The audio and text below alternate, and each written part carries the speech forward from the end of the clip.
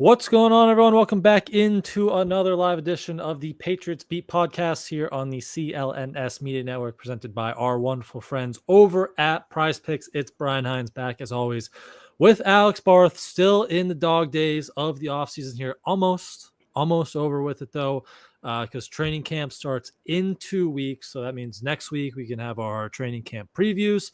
And we have another Forged in Foxborough that we can talk about. That's coming out next Friday, so that should be exciting. Probably a good look behind the scenes of OTAs, minicamp, that whole off-season preview for the Patriots. So that is next week.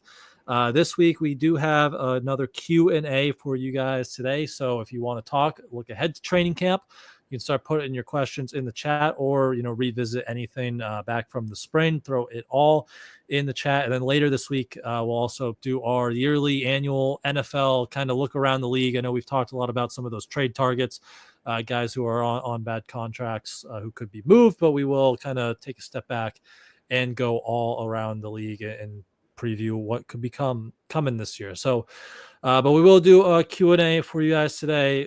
I have to just start with this one. Someone asked who's better at golf, Brian or Alex. I was fresh off the golf course this morning. That's why I'm in my polo. Oh, there you go. I parred the first hole, Barth. I was debating just quitting there because it's all going to go downhill from there. I probably should have. But how's your golf game been this summer? Have you been taking advantage of the kind of quiet days here to get some golf in? So I had a similar round. I played we did a golf tournament for my buddy's bachelor party 2 weeks ago, I think it was last weekend.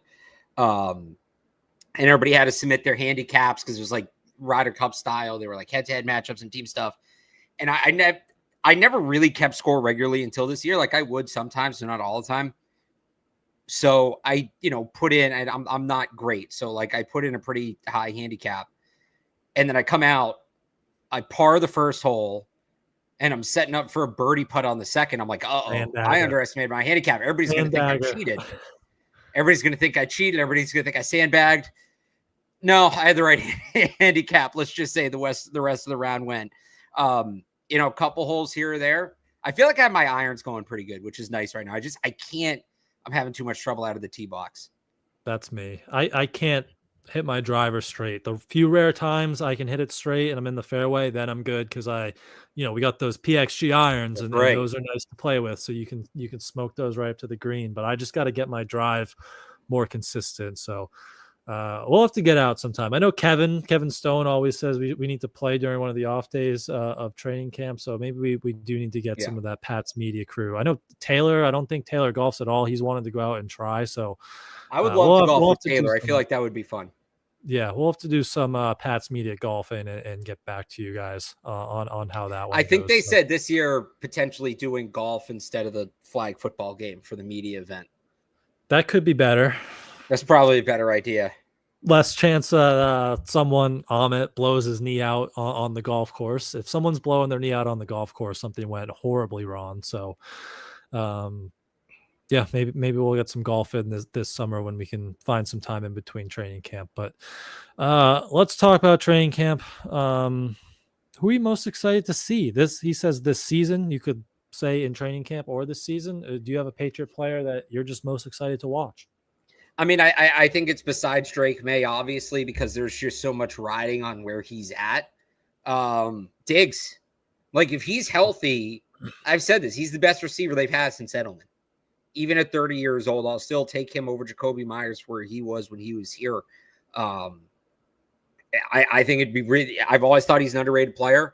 I think he's a good fit in this offense. I think he's a good fit with Drake May. It would be nice to kind of watch that wide receiver here for the first time in a long time. So assuming he's healthy, it's Diggs. Like it's going to be tough to watch if he's not healthy and we get like another Chad Ochocinco type situation. That wasn't health as much as it was age and other things. But yeah, if Diggs is healthy, he's going to be a ton of fun to watch this year.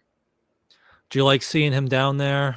I don't know. Were they down there? We got that picture yesterday. It was I didn't see where that was. They usually do Florida or California. I'm just guessing based on they were out on the water today. So yeah, it was definitely somewhere coasty. But I'm get Drake's in North Carolina. Pop's a Florida guy. I think Diggs is based out of Miami now. So I would bet Florida, but don't quote me on that. I'm not 100% sure. Yeah, I don't think any of them put like a location on, or Drake May, Steph did. Yeah, so it was the picture we got yesterday was Drake, Josh Dobbs, Kendrick Bourne, Steph Diggs, Hunter Henry, Jalen Polk, Mondre, and Demario Douglas. Kyle Williams was also there. Now there's videos of them playing jet skis and pool basketball, so they're enjoying themselves, some team bonding. Did it bother you that any specific players weren't there? You know, you don't want to get on them. You don't know what these guys have going on, but a couple receivers not there. Does that bother you at all? I don't know about bothers me. I was a little surprised Travion Henderson wasn't there, since it seems like it was a running back event. You know, with rookies, it's always a little, you never know, and he still hasn't signed. So maybe not wanting to go out and. Someone asked that. Should we be worried about Henderson not signing yet? Not yet. Not yet. If he starts missing camp time, but Christian Barmore signed, I think it was like that. Like they started camp on Thursday. I think he signed Tuesday, his rookie contract. So the thing is too with him, if you haven't been following this, most of the second round picks have not signed because the top 2 second round picks got fully guaranteed contracts, which has never happened before. Yeah. And right. And you have sitting at, I think pick 40 is, what's his name? Saints quarterback from Louisville. Oh, Shuck. Tyler Shuck. So, and Tyler Shuck's probably going to be the Saints starting quarterback. So he's going to look for guaranteed money. So if you're in between, you're not going to sign until Shuck signs, because once Shuck signs, you're going to have a good chance to get guaranteed money. So I'm not super worried about it because it makes sense. These teams are waiting to see what happens. These players are waiting to see what happens. If some of the other guys in that range start to sign, he's not signed, I'll be a little more worried, but there's still time. It's not uncommon for guys not to sign at this point. And you have this weird thing with second round picks and guaranteed money this year anyway. Yeah, it's just kind of waiting to see where that dam breaks after the first 2 got fully guaranteed. So I'm not overly worried, but as you said, if that does extend into camp, that's not something you're looking for, him missing time. So that's where, and honestly, what sets the tone is Quinshon Judkins, because Quinshon Judkins was picked 2-3 picks ahead of Henderson. He's a running back, so you have that thing. Like if he gets fully guaranteed, Henderson's probably going to look for fully guaranteed. If Judkins doesn't get fully guaranteed, the Browns, who did they pick at the top of the second round again? Schlesinger, right? Schlesinger, yeah. And then so they already gave him a fully guaranteed contract. Texans was Jaden Higgins, who got the second fully guaranteed one. Well, so the point is, if you're Judkins, you're looking at it and saying, well, Schlesinger was picked 5 picks before me, and he got fully guaranteed. So I want fully guaranteed. And then if you're Travion Henderson, hey, well, here's a running back that went the same range that got a fully guaranteed contract, so I should be fully guaranteed. If the Browns put their foot down and say, no, you're a running back, you're not getting a fully guaranteed contract. Well, if you're Travion Henderson now, the running back that got picked, or if you're the Patriots, the running back that got picked ahead of Travion Henderson didn't get a fully guaranteed contract, so why would he?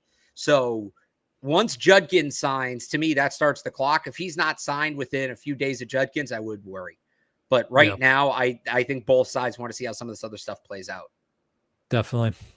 Judkins, Shuck, those are two good ones to kind of watch in that second round pick dilemma there that's going on. So from our pal Bader question, if you had to pick only one UDFA to make the roster, who's going to be your choice? Obviously, we talked a lot about Efton Chisholm throughout the spring, but there's a lot of bodies in that wide receiver room. You could look at someone with the running backs and Len Larison, Jack Conley along the offensive line. Those 3 kind of seem to be the front runners entering the summer, unless I'm forgetting someone more notable. But if you had one at the top of your list, Brock Lampy, I guess. Lampy, yeah. Lampy, Dupree, one of those tight end fullbacks.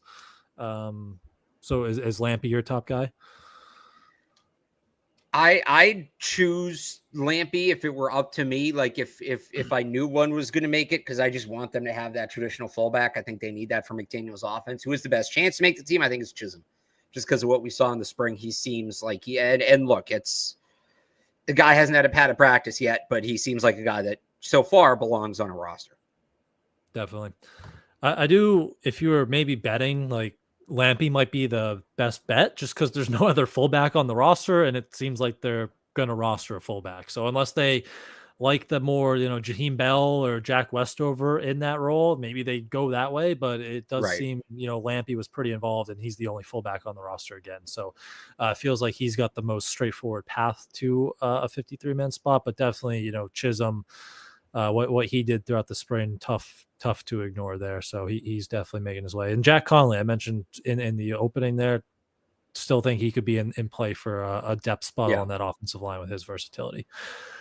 Ben at 1:40 a.m. Shout out Ben. What's a fair percentage that the Patriots could trade for Terry McLaurin? Now we got the report over the weekend from Jeremy Fowler that's still not a great spot, it seems like, between Terry and the Commanders for a new contract. So percentage points are always kind of tough to nail in this stuff, but do you feel maybe a little more better, at least, that Terry could be actually traded and become available and move out of Washington?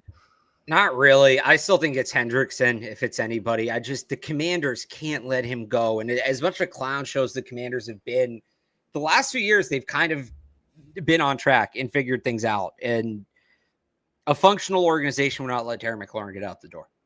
And the Commanders have been kind of a functional organization the last couple of years. Now, if he does become available, I think the Patriots should be very aggressive. And I think there's a good chance they would be aggressive just based on their track record with other wide receivers. So I'm not ruling it out if he becomes available. I just don't think he's becoming available.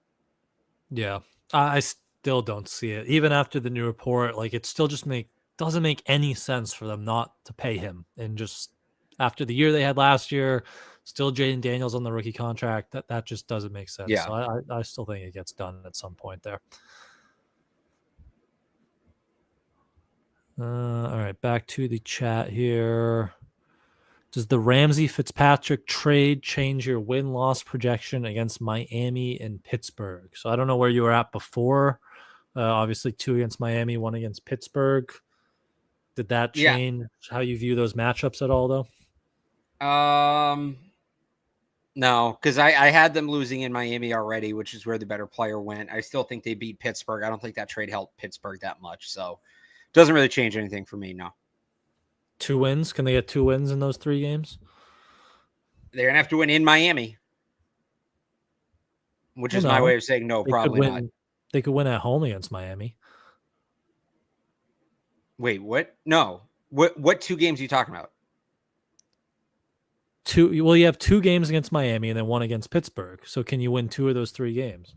Oh, I was just thinking of them like weeks 2, 3 off the jump. Yes, they could. Oh, yeah. That's yeah. Fair. They should get 2 wins out. I forgot about the week 18 game. I wasn't even considering that. Yeah, they should get 2 wins out of that. Yep. What's the biggest unknown you're most looking forward to seeing clarified during training camp? I would probably say the left guard spot, just because it's the biggest question mark. I'm still looking at this roster as we try to project what it's going to look like. So is it Cole Strange? Does someone else make a push? And you can even throw center in there. Does Jared Wilson factor into left guard, or can he overtake Garrett Bradbury for the starting center job? So I'll kind of say the left side of that interior offensive line. That's still my biggest question mark. I'm looking forward to that, especially when the pads come on. We get some preseason action. What are you biggest unknown you're kind of looking forward to? The offensive line is the biggest unknown. I just don't know how much that's getting sorted out during training camp, because we've talked about how hard it is to evaluate linemen in that setting. I think it's Diggs' health, right? Where is he at? Is he going to be ready for week 1? How is he moving? All of that. Is there actually a chance to get a wide receiver 1 in Stephon Diggs? That's probably the biggest one for me. And I think we'll get a much better gauge on that in training camp than we will the offensive line. Definitely. Will Kyle Williams have a better rookie season than Polk? I mean, it'd be kind of hard not to. Like, it's really not a high bar. What do you have, 12 catches? Jalen Polk. Yeah, it was over 12 for 81, right? And a couple touchdowns, I think. Yeah, he was oddly like second on the team in touchdowns. 12 for 87. 1287 and 2 touchdowns. That'd be tough not to. If he's healthy, especially in McDaniel's offense. I'm going to say he will. That doesn't mean he's going to have a great season. Again, there's a big difference between, you can have a better season than Polk and still not have a good season, but I think he can have a good season or better season, I should say. I think if he has Keyshawn Booty's season last year, so 43 catches, just under 600 yards, 3 touchdowns, would you consider that a success for Kyle Williams? Yeah, probably low end success, but I think you'd feel pretty good about that. Yeah, I agree with you. I think that'd be assuming, Diggs is healthy and playing a lot, Pop is a more higher volume guy. Like if there's targets going a lot elsewhere, I think that would be a good spot for Kyle Williams to kind of settle at. I'll pull this one up. I'll pull this one up just along those lines. Was Polk really that bad, or did coaching fail him and kill his confidence? It's both. It's both. I mean, he had his issues, but I think they compounded. He shouldn't have come out and said he had the best hands in the league. Yeah, shouldn't have come out and said that. And look, you got it. I know that the toe heel play or heel toe, whichever one it was frustrating for people. It was frustrating for him. You've got to get past that. The coaching staff maybe could have done more to help him get past that, but it really felt like he never got past that. And the reality is, in the NFL, there's going to be some plays that don't go your way. You got to be able to move on to the next play. Yeah.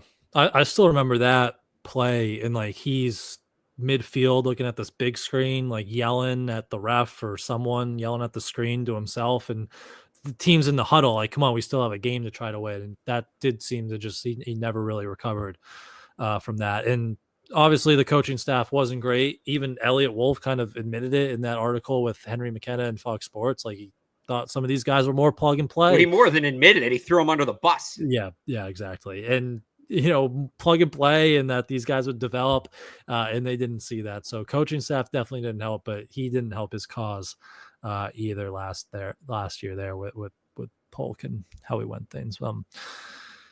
I didn't see this, but they say, Alex, what are your thoughts on Asante Samuel Sr. calling out the Dolphins and McDaniels? I bet you enjoyed that. Did you see that? Because I missed that. I did not see this. I saw him call out, was it Chris Carter? Maybe he's calling out. He calls out everyone. Said Chris Carter was overrated or something. Here we go. Miami Dolphins run like, quote, Little League team, says ex-All-Pro whose son is free agent cornerback. I mean, yeah, they are kind of run like a Little League team. Mike McDaniel's not a good coach. He's not wrong. Is that just because they won't sign his son, or they traded Jalen Ramsey? Probably a little bit of both. Yeah, this is saying they're sensitive. There's no leadership. They had no reason to trade Jalen Ramsey. That's weird. I don't know. Mike McDaniel is a pushover. Chris Greer has no backbone. Okay, so I mean, these are all true. Spot the lie. You can't. But, yeah. Good old Asante Samuel. Never afraid to say what is on his mind. Speaking of some of those AFC defenses and corners, who do you think has the best defense in the AFC East? Probably the Patriots. I mean, it's the Patriots or the Jets. As much of a joke as the Jets are, they still have a lot of that great defensive personnel. Bills are sort of old and in between. And did they add anyone except, I mean, they drafted Maxwell Hairston, which we'll see what happens there. But they added Bosa, but they lost Von Miller. So I guess that's an upgrade, but it's not a massive upgrade to me. Yeah, both old. Yeah. So I think it's the Patriots.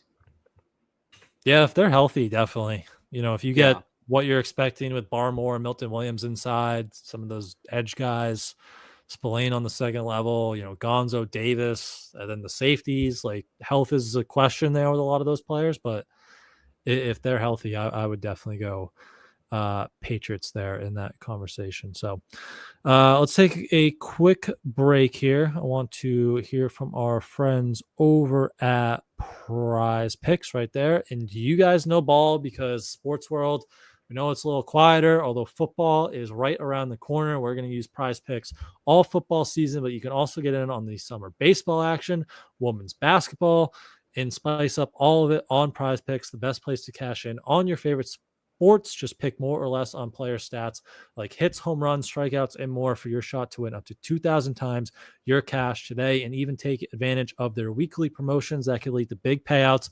It is Tuesday, Taco Tuesday. Each Tuesday, projections can be discounted from 15 to 25%. I'm still rolling with Roman Anthony and my lineups. First Fenway home run last night. He is on an absolute tear, so more than half a hit, more than half a home run if you want to get crazy, more than 1.5 bases, any Roman Anthony more, throw that into your lineup, and download the app today to create the rest of your lineup and use code CLNS to get $50 instantly after you play your first $5 lineup. That's code CLNS to get $50 instantly after you play your first $5 lineup, all over on Prize Picks. Run your game. All right, Barth, speaking of fantasy, I'll give you a question here from myself. I'm on the clock right now in my dynasty fantasy draft. In the top 2 players are Tyler Shuck, who we just mentioned, and Cam Scatabo. Who would you go? I don't love either of those. I like Scatabo, but I don't like the setting. Shuck's going to be one and done. I mean, the Saints are going to draft a real quarterback next year. Who else? So the thing is, I have 3 running backs, so I could use another running back. Okay. My Travion Henderson still there? No, he went in the first round. We're in the second round right now. My quarterbacks are solid. I mean, I have Josh Allen, Drake May, and Matt Stafford, but it's a 2 quarterback lead, so they're at a premium. And I figured I'm going to need a young guy to help replace Matt Stafford eventually. And if you can get a starter, that's probably valuable. So that's why I was kind of between Shuck and Scatabo as just the top back. Tutton is also there, the Jacksonville back, who could take over in that backfield. That's kind of a mess. And then the top receivers are Luther Burden, Trey Harris, or Jack Besh right now. I mean, do you want to bet on Luther Burden? The ceiling's tremendous there. Yeah. I just have a ton of wide receivers. And I drafted Tet in the first round because he fell to 12, which was crazy. But so I guess I'm between kind of Burden or Scatabo, Tutton. Because I assume this is a keeper league, right? This is it's dynasty. I mean, DJ Moore kind of seemed like maybe started to mentally check out a little bit last year. And who else they have at receiver? Dunze. What's his name? Dunze was fine last year, but he wasn't great. Man, if that hits on Burden, you're in great shape. I think I'd go Luther Burden. Yeah, it's good value there.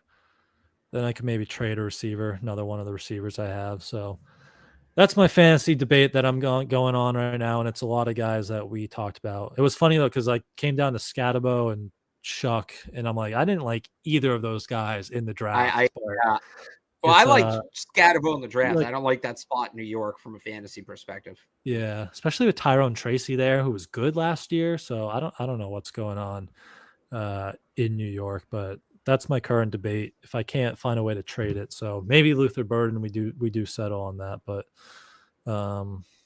we'll see. So back to the chat here. We have a few more questions coming in. Again, anything Patriots, not Patriots related, throw it in there. We'll hit a few more. We can get into some college ball too. That is very true. We had some media day today, Big 12 media day. College football is out. I haven't got to play it yet though. I got to play like half an hour yesterday. Play with the presentation stuff is sick. I was really just kind of jumping into play now modes. The Virginia Tech entrance rules. Yeah, that always. Also, Bill's not in it. Missed opportunity for EA not to carry over Chad Masters. Oh, that would have been great. it's a no-brainer, right? Yeah, that would have been. I forget the guy's name. He has a Steve Harvey mustache. I saw Billy O was Billy. Did he used to be in Madden? I feel like he didn't do Madden. Yeah, he was. Yeah, he was. Oh, he was. Billy O's in it. Will Long's in it. Jed Fish is in it for former Patriots assistants. Matt Patricia's not, even though Ryan Day is. I know I wanted to light up that defense so bad. Hector Luna is your UNC coach. Hector Luna. Okay. A level 30 scheme guru who likes to recruit in Central Florida. What did you Central speed guru in Central Florida? Yeah, that's built to a T. What'd you think of Kevin always puts out the Massachusetts towns? Yeah. Did you have any ones that were missing that upset you? Foxborough wasn't in there. That one was kind So of surprising. that's the one for me. Is I want to be go get the kid quarterback down at Foxborough High. I'm doing Road to Glory. I want to be the quarterback from Foxborough High. Couldn't do it. Like, my hometown's not on there, but my hometown shouldn't be on there. That's fine. Dedham made it, so you can do a Mike Cadlick Road to Glory. I was surprised. You just have to put Westfield State in the game. North Attleboro made it, which surprised me because Attleboro didn't even make it. So the same thing with Andover and North Andover. I don't know what's up with that. Interesting. I wonder if it's because they used to do it like a player had to actually be from there to be in the game. So, but I mean, college, everyone's got to have some representative at some point. Also, there's kids from, I don't think Lowell's in there, is it? And I know there's kids from Lowell. Yeah, there's no Lowell. And I know there's kids from Lowell in college football. So I don't know what they base that off of, but you can change the name of your high school. So ultimately you can just do that, but yeah, a lot of North Shore disrespect. No Beverly, Salem. Everett's got to be in there, right? Everett is. Yeah.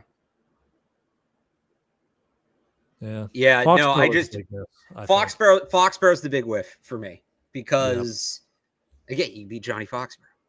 Yeah, exactly. All right, a couple of Patriots questions came in while we are doing that. One, someone says, I wonder if Josh will design an offense for Drake May to run more or less at the QB position, and then kind of build off that. David asked, do you think Josh will use May like Cam? I think they're going to kind of take that whole Cam Newton package and just invert it because a lot of Cam was in between the tackles, and now you're probably just going to get Drake kind of the same looks, but Drake mostly outside the tackles. I mean, you mix that some in, but I think it's going to look very similar. Just kind of invert that whole thing based off the body types of Drake versus Cam. Yeah, I'm with you. I also think that they're probably not going to run him as much. There's going to be some people complaining they're not running him enough. I don't think they're going to run him a lot. It's going to be more than last year. Last year was 0, and I'm with you. I think it's going to be read option stuff, bootlegs, things that get him outside. I don't know that we're going to see a ton of QB power. Yeah. He might scramble up the middle, but I think it's going to be more stuff designed to get him to the outside and get him on smaller defenders. Someone asked me in my mailbag, do you think Josh will be a tush push guy? No. Yeah. That's what I decided. I think the QB sneaks will definitely be used, but I don't think the tush push will be in New England. And small interior offensive line, if it's Bradbury and Cole Strange on the left side, Drake isn't the thick quarterback like a Josh Allen or a Jalen Hurts. So I think QB sneaks, yes, probably not a tush push. We have a Boston sports question from Ken. Is Jaron Duran as good as gone? Speaking of Roman Anthony, he's in left field tonight for the first time. Yoshida is DHing. So is this all setting up a Jaron Duran trade for the Red Sox, Barth? Feels like it, doesn't it? And it makes sense. And I like Jaron Duran, but it just it unlocks, it unclogs a lot. You put Roman Anthony in left, you can DH Yoshida. Ideally, you trade it now. So here's what's interesting is this is a team that has talked about they need to make the playoffs this year. They're going to be aggressive, all of that. You already traded away your 3-hitter. You're going to trade away the guy that for most of the season was your leadoff hitter. Oh, and by the way, they also might trade away their closer. And this is the team that's being aggressive and trying to make a push. Now, I actually think there's a world in which player-wise you get more in return for Duran than you did for Devers because you're not offloading a $300 million contract. So, they're going to have to be player-for-player swaps. It comes down to how much you believe in Craig Breslow and his ability to get creative. If you can trade Jaron Duran for an MLB caliber, middle-of-the-order, right-handed hitting first baseman, I think that's a great trade. If they trade Jaron Duran for prospects, I'm going to be pissed. Feels like it's going to be prospects. Oh, yeah, of course it's going to be prospects. And then they're going to go have another press conference and walk back everything they said in the last one. Oh, well, he can use these prospects to go get a first baseman. No, they're not. They're not going to do that. But yeah, it feels like there's just so many bodies out there, and they're all left handed hitters. Like one's Yeah. got to go, and it just feels like Duran is the odd man out right there, which kind of sucks because I like Jared Duran. You know, he gives it his all. I know he's got his flaws in his game, but he's a fun player to watch with the speed and all that. So, but they do have a lot of guys, and you can't take Roman Anthony out of the lineup the way he's been hitting. Rafaela has been amazing the past month or two. Should have been an all-star. So that's just seems like the odd man out there in Duran.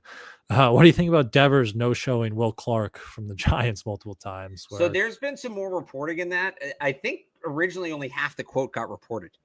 Yeah. Because basically he didn't want to do it in front of the Red Sox dugout, which makes sense. And he's been back and doing it since. So I think that's just a case of somebody trying to get headlines. Is there an MLB Dove out there who can get headlines on Twitter like that? Oh yeah, there's what are those accounts? There's a couple that are like Red Sox specific. What are the MLB ones? I can't. I'd have to see them. I can't tell you off the top of my head, but there are MLB Dove like accounts.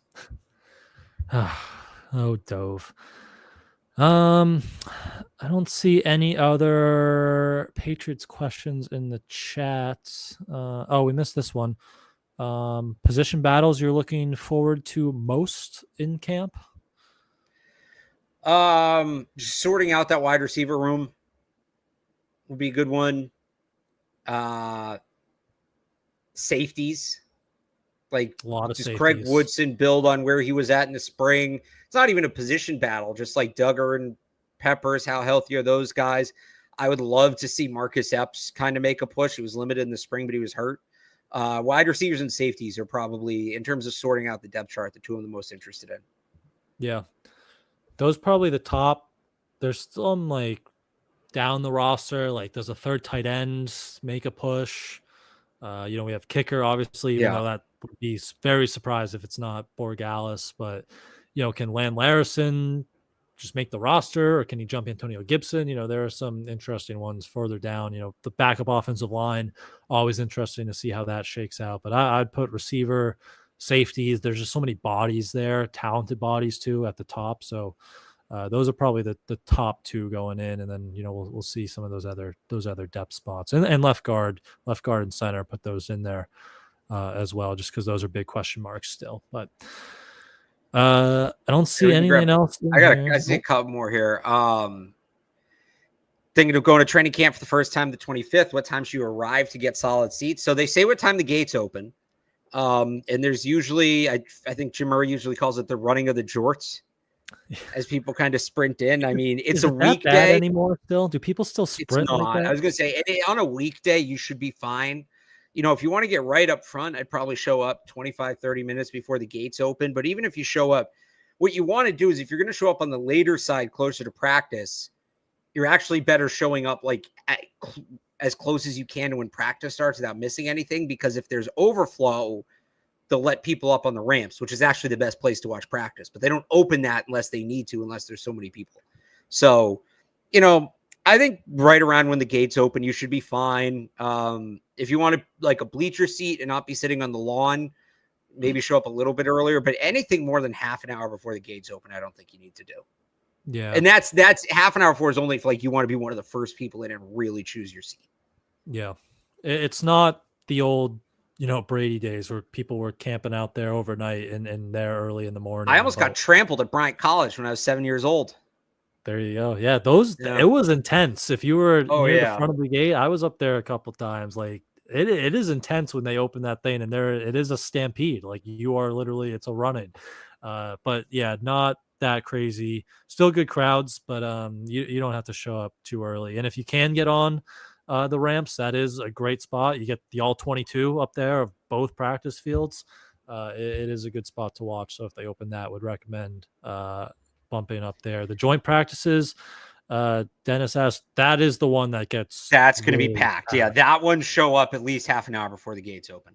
Yeah, maybe even earlier if you want a really good seat, because it's the Commanders too. So Jaden Daniels, I'd imagine it draws a pretty good crowd. Like that one against Philly last year was the biggest and most crowded practice of the summer. So that one will be crowded. So maybe show up to that one a little bit early. But it's a great practice to come to if you can. A lot of competition on both fields. Offense, defense, offense, going at it. It's a really fun practice to be at if you can make it. And then I'll answer this one. Do I like going on Felger and Mass? Yes, actually, I do very much. Those guys they're great to work with. I know everybody has their opinion of them as listeners. They're great to work with. Felger, Maz, Murray, Stu, Kevin. It's a challenge. The way me and you talk about the game, the way me and Evan, me and Taylor, right? Me and Dolph, like it's a different approach. I'm getting questions that I maybe didn't even necessarily think that were questions.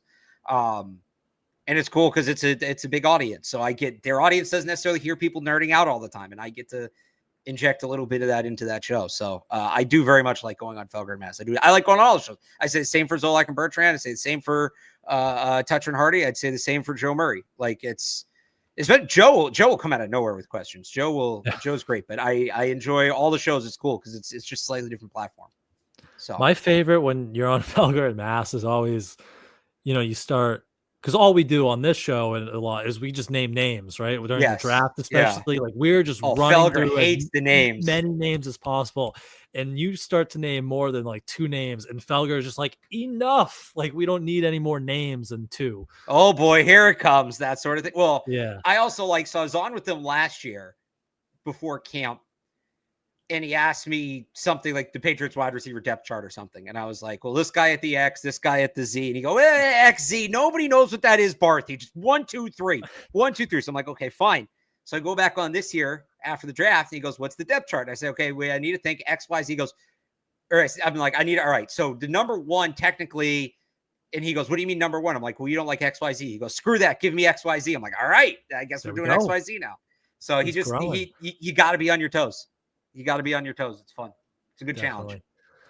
Yeah, it's always. But yes, I like when I start naming the names and I can see the visceral reaction from Felger. He's like, I don't want to hear who all these people are. He can't keep track of more than 3 names at one time. Last year, when I tried to convince him that he would need to know who the 3rd running back was on the Patriots. Oh my God, he lost it. Who even was the 3rd? Jermichael Hasty. Well, it was a battle between Jermichael Hasty and Kevin Harris. That was my point. Yeah, and Terrell Jennings was in there a little bit, but yeah. Oh man. Someone else asked for tips. The Browns game will be my first time at Gillette. Any tips for game day? Man, it's been so long since I went to a game as a fan. I mean, I can tell you, parking wise, the lots on the other side of Route 1, it's tough to get in and out, but it's free parking and it's pretty close. So if you don't mind sitting in the car for a little bit after the game, that's usually a pretty good bet. It's good tailgating over there. They have the one lot. They changed it last year. You would have to look it up because I forget which exact lot it is, but if you just search Patriots game day parking, you can probably find it. You have to stay. It's one of the ones across the street. I think you have to stay like 90 minutes after the game, but they give you some gift card of some sort. Like they give you credit back. Oh, that's right. So are they doing that again this year? I would make sure that they're doing that. I think so. Yeah, you would have to Google it, but they did it last year. And it's good. Like if you're planning just to tailgate, have some food in the parking lot or stay after a game, if it's nice weather, like it's a good deal because you're going to stay that long or sit in traffic probably anyway. So you can do it and get some credit or whatever they were giving out in return. So that's a good way to do it. Dennis says, if you come up from Providence, the train is the best way. I've never taken the train to a game, so I wouldn't know. I would just drive and park, but that's an option. If you come up from Providence, you can't tailgate then if you don't have your car unless you're meeting people. But I wouldn't even know what to recommend, like time wise. I mean, we usually get there like 3 hours before kickoff, and it's pretty clean and easy getting in. Yeah. Well, they don't open the gates until 90 minutes before. Is that right? Right. I think it's 90 usually. No, the gates to the stadium. Oh, yeah. Yeah, if you're tailgating for 1 o'clock game, get there like 9:30, 10 o'clock. Yeah, definitely. If you're not tailgating, the bars at Pat's place are open. I know some people go up there. If you want to watch players warm up, as soon as the gates open, I'd say go in because they're usually out on the field before they start letting people in. Other advice. Yeah, they do. A lot of the guys, if you go in for warm-ups, like right when the gates open, you can run down by their tunnel, and a lot of the guys will sign autographs coming in. But yeah, other than that, I don't have many tips, I don't think. But hopefully that helped a little bit. Yeah. All right. I don't see much more, so we can wrap it up there. Thanks everyone for the questions. Make sure you are subscribed to Patriots Press Pass on YouTube. You can like also. Subscribe wherever else you get your podcasts. If you're on Spotify, Apple, you don't want to see our faces and just do audio, make sure you subscribe there as well. And again, if you are on YouTube, Patriots Press Pass, subscribe, turn on your notifications so you do know when we go live and when any other new content or videos are posted. That would help us out a lot. So we thank you guys for that. You can also follow Alex on Twitter at RealAlexBarth. Head over to 985thesportshub.com for his written Patriots coverage online. And you can follow me on Twitter at I am Brian Hines, and head over to patspulpit.com for our coverage there as well. Thanks again for the questions. Thanks for tuning in, everyone. We'll be back later this week with a NFL season preview. So we will see you guys then.